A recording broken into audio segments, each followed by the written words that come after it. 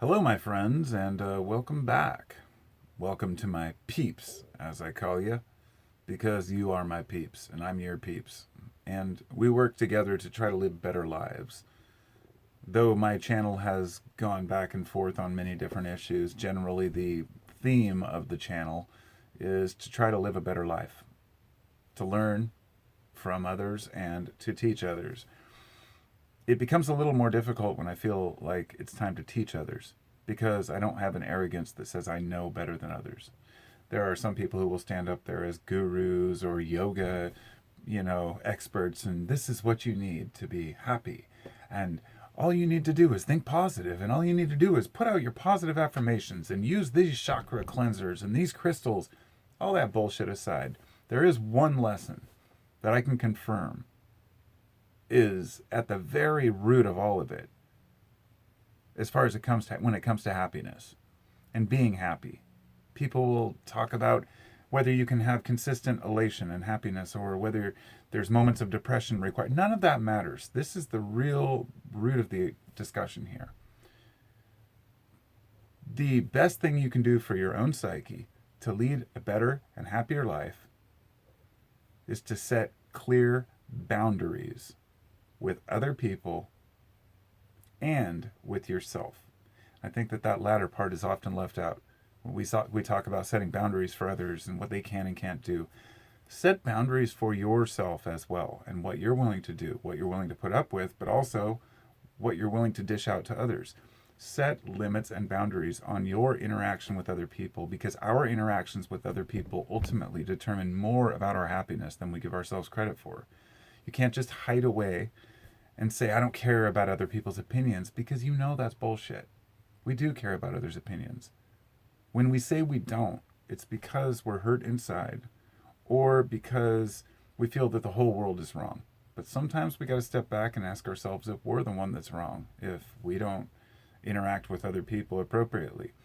So, to boundaries. If we set clear boundaries, we are less defensive and less aggressive towards others because we don't have expectations and they know our expectations that we do have of them.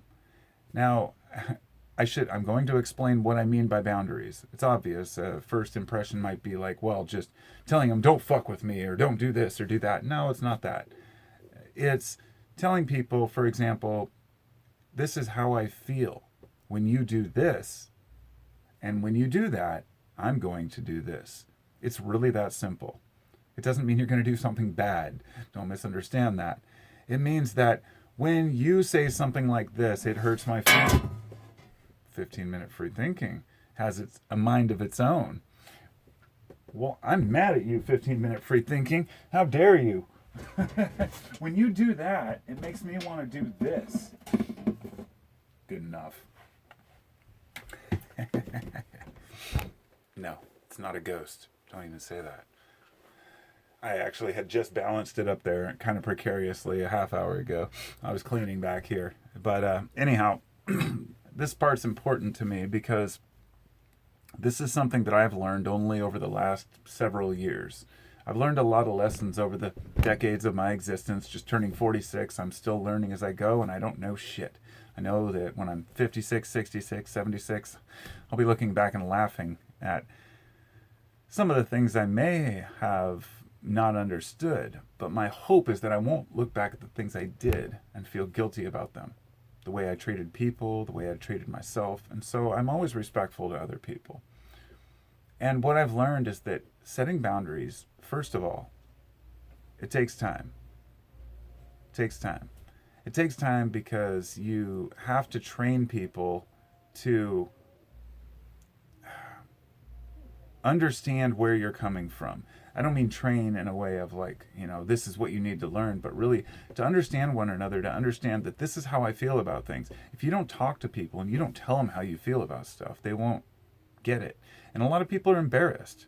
The last thing they want to do is go up to a family or friend or a loved one and say, oh, I'm mad at you right now because you hurt my feelings. It's more like, I'm mad at you because you suck and you did this or you did that.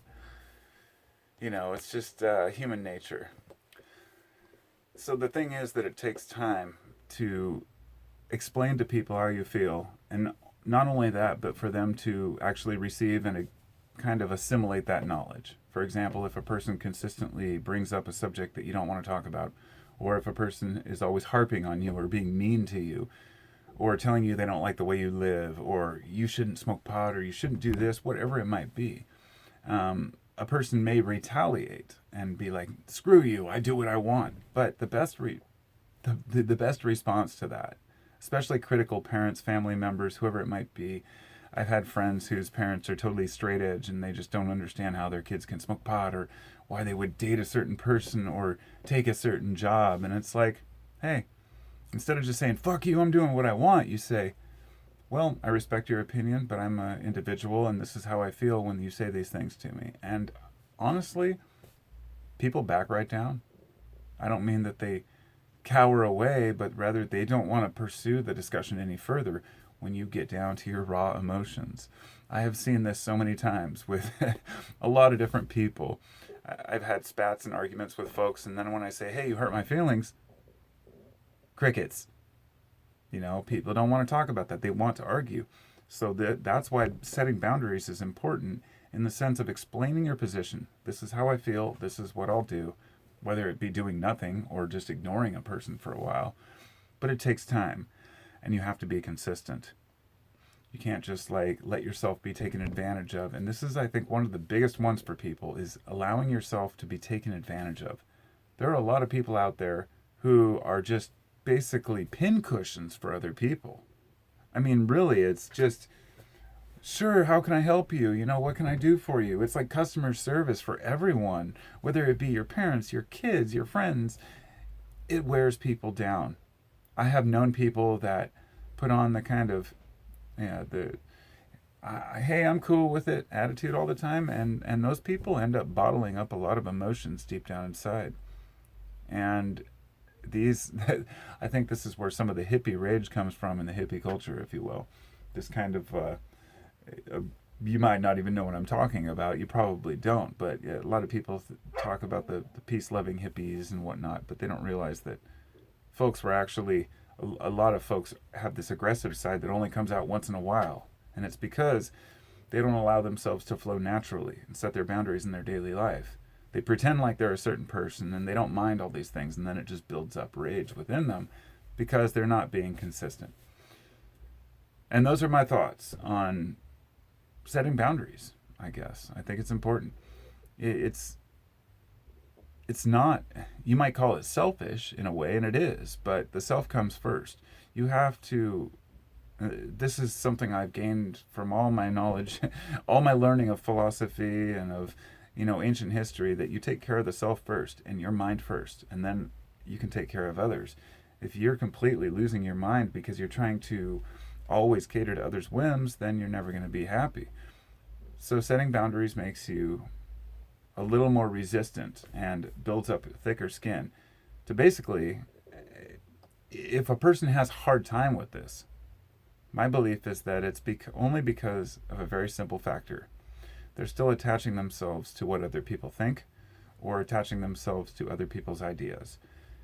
It's kind of like why people get mad when you don't believe them about a certain theory they have, or a conspiracy they believe, or a truth they believe, whatever it might be. They actually take it personal if you don't believe them. This is often because they're attached to the idea. It's not that you're insulting them, you're insulting what they believe. Many religions have fought over this for thousands of years. So letting go of trying to prove yourself to others, as well as letting them prove themselves to you and just saying, "Cool, believe what you will," it can relieve a lot of stress on the world. But as a skeptic, I still always ask for evidence if somebody makes a claim. So if you come and tell me the earth is flat, I'm generally going to come back with a retort.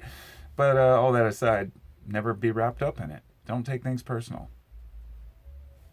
Got enough problems in life without having to worry about what other people think, right? Talk to you next time. Be well.